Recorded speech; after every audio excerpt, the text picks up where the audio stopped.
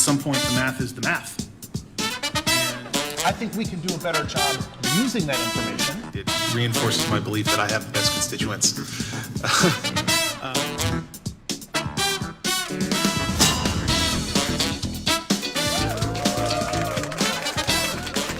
Hello, Austin. Hello, District 6.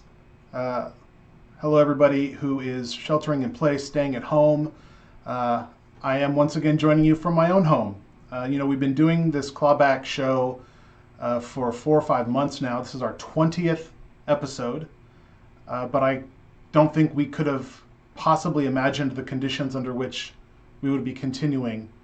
I am really glad that I started this video series. It means I've got a good webcam and some good lights, so we can communicate more directly about what's going on right now. I just finished watching Dr. Escott's press conference, where we talked about now having identified community spread of COVID in our community. But I mean, we were already assuming that. We had already made that declaration several days ago and started taking those precautions. A lot of stuff's been moving fast. Let me pull up my top 3. So, I mean, we're in a public health crisis. I'm going to talk about the economic crisis in a second. Community spread it's a very dangerous proposition. There have been some evidence in other communities of spread happening before people are showing symptoms. It is especially dangerous for folks over 60. That's been shown to be true in the virus, but every action we all take has an impact on how this virus will or will not spread in our community. And of course, the more it spreads, the more strain we will put on our health resources here in Austin. We're seeing that happen in some other communities. The work that we're doing here, it continues, thankfully, at least for the District 6 office. We had already started being a paperless office. We were pretty well set up to go digital. So our work has continued, although, the public health stuff is really not something the council members work on. When you trigger these emergency powers, it really sits in the office of the mayor, which for the city of Austin, it's kind of an uncomfortable place because in most cases, the mayor doesn't really have a lot of separate powers. Everything is done in concert with the council. But in this case, it is working differently. Of course, at the state and federal level, the governor and the president always have a different set of powers and abilities than their legislative bodies do. But in the city, it's a little more complicated. There's a lot of stuff happening. I really want to encourage folks to stay home and don't go out unless it's absolutely necessary.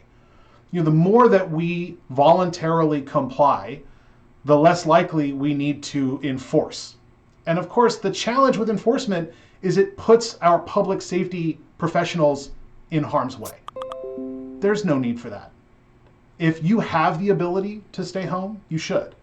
And for those who don't, who still need to go out, the more of us that stay in, the better it is, and the more likely we can slow the spread of this virus. When we started working on the economic issues right after South by was canceled, which feels like years ago, but I think it was about 7 to 10 days ago. No, I guess it's Friday. So 2 weeks ago was when it was canceled. 2 weeks ago, we were still somewhat deliberating whether or not South by should be canceled. Kind of stunning to think about. Our work has continued. We have a resolution that we're getting ready for the council meeting next Thursday. We've been working on it for a week now. You can follow along on the council message board. I have all the links on our website. If I can point to it. There it is, right there. atxd6.org. That is my official website for the district. The banner headline is our coronavirus article. You can scroll through all of the resources I'm going to be talking about on that website, including the links to the resolution in its current draft. But it is a work in progress, and the message board where you can see other council members joining in and submitting their own comments and their own suggestions and amendments. Hopefully we'll be able to get that work narrowed down as we get to what will be a very unusual and abbreviated council meeting next week. It looks like right now for that council meeting, the mayor will be present, as will 5 council members. I will be video conferencing in. I have decided to stay at home really until we get through the substance of this crisis. My boyfriend works for HEB. He's a service manager at HEB, and so that means my home is a vector with someone who is having a lot of contact with the public. So rather than risk anything, even though both him and I are in good health and are showing no symptoms, rather than risk it, I'm going to continue my operations here from home. But you can see in that resolution all of the ideas that we're putting together. Also, it's important to note that the resolution is not a barrier to the work starting. We have been developing this language in conjunction with city staff who have already started some of that work. We, of course, talk with other agencies. We've talked with Workforce Solutions, Tamara Atkinson over there. I chair the Regional Economic Development Board, so these economic response measures are right in my wheelhouse. You know, before I was a council member, I ran the LGBT Chamber of Commerce for many years. And so this is, and of course was a small business owner for 20 years. So this is really something I have some expertise in. So you'll see a lot of ideas being listed there. An updated version is going to get posted today, so that instead of it just being a South by Resiliency resolution, which what was originally intended, is going to broaden up a little bit and be a little more about giving staff direction about where the council is comfortable having staff go out and try and develop new programs or new solutions. But the reality here is that the larger economic crisis that we're facing is going to require significant state and federal support. There are parts of this crisis that are somewhat specialized to Austin. You know, we have an outsized reliance on South by Southwest for a lot of our bars and restaurants and for our musicians in the music community, which is where we started with the resolution. And so there are still things we can do in the short term and are already doing in the short term.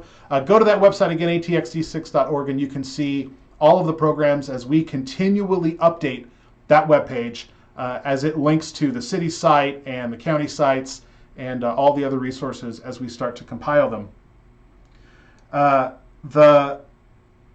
The economic challenge is significant. I feel very fortunate. My partner and I, my boyfriend and I both have jobs. We both have jobs. In his case, it has become a dangerous job, but one where he still gets a paycheck. I'm still getting my paycheck as a council member, as are a lot of city staff, all the city staff, doing all the very important work in all of the city departments to keep the city operating. You know, it's important to note, any of you out there that have over-purchased at HEB, please stop doing that. I think the message is getting out, but I saw a great video from HEB where it showed their warehouses were still full. The supply chain is still active. And we're still just in the first couple of weeks. We don't have to panic. It is not necessary to panic. But what I find helpful is that there are ways that we can help. I worked with Representative Busey, John Busey, who represents State Rep, who represents the Williamson County part of Austin and Cedar Park and Leander. And we have launched a volunteer recruitment effort to help seniors in our part of town. You can go again, atxd6.org. You'll find the sign-up link. We're going to try and coordinate, or we are going to be coordinating with Hill Country Ministries and do direct outreach to seniors in this part of town to make sure that they have the resources they need, that they have access to food, and helping them get the information that they need. Not all seniors are going to be on Facebook, although many of them are. Not all seniors are going to be watching the live streams or the press conferences. The newspapers, don't deliver as much or as frequently as they used to. Certainly a lot of our constituents read Community Impact, which is a great publication, but of course it's just monthly in its print form. So we're going to do direct outreach, start with phone calls and see how many seniors we can get a hold of and make sure people have the resources they need. Thanks a lot to Representative Busey for partnering with my office on that effort.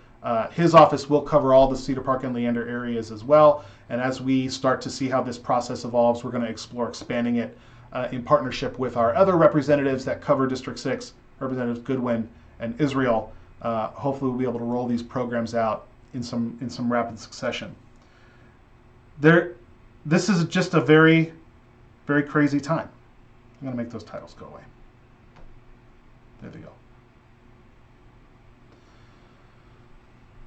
We don't know where this is going. We don't know how this will evolve. But we do know that it will end. we do know that this challenge that we face as a community will have a conclusion. How we get to that conclusion, how quickly we get to that conclusion, and how many people suffer as a result is really in our hands. The more of us that can stay home, the more of us that can stay out of public spaces, the more likely we can arrest the spread of the virus, the more likely we can prevent more vulnerable folks from contracting it and putting a burden on our healthcare systems, the more we can limit what deaths may be in our community's future. But we can also work together. The effort with Representative Busey is just one. There are many efforts that are starting up around the community, fundraising efforts. I'm starting to see other volunteer efforts start to be created. We will get through this. I believe in Austin. I believe in District 6. I believe in Texas. I believe in the United States. I may have my issues with some of their current elected leadership, but I still believe that we will get through this together. But we have to do it together. So please do everything that is within your power. If you can stay at home, stay at home. If you have ongoing financial means, please, order takeout at your local restaurants. They're being hit pretty hard with this effort. I did takeout from Phil's Ice House, I think it was 2 nights ago, and gave 100% tip for those folks that were still able to work there. Do everything we can individually, and we will get through this crisis together. Please, again, go to the website atxd6.org. Check out all the resources that are available.